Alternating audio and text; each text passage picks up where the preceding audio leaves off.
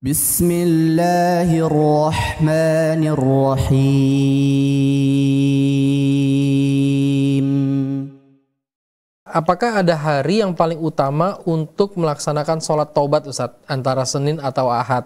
Apa sama-sama baiknya? Apakah ada keutamaan sendiri di hari-hari itu? Mohon pencerahannya, Ustaz. Terima kasih.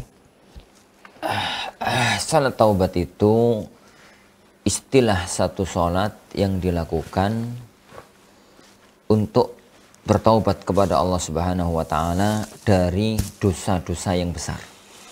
Ingat zaman saya, dari dosa besar. Salah orang itu melakukan itu dosa besar, kemudian dia mau bertaubat kepada Allah Subhanahu wa Ta'ala, selain dia itu istighfar, mohon ampunan kepada Allah, lalu dia sholat 2 rakaat, yakni sholat mutlak, maksudnya 2 rakaat, yakni untuk bertaubat kepada Allah Subhanahu wa Ta'ala.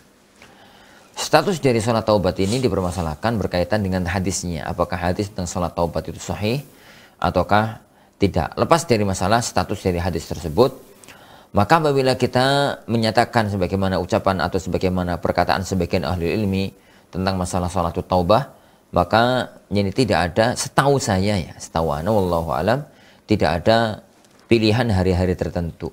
Jadi tidak ada pilihan hari-hari tertentu.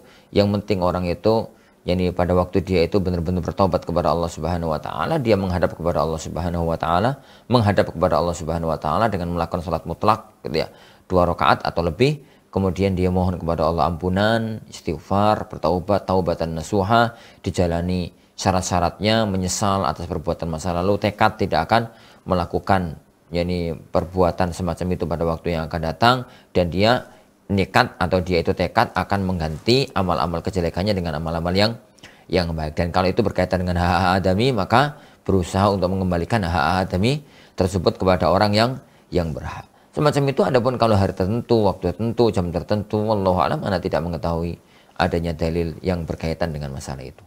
Wallahu alam. Nah.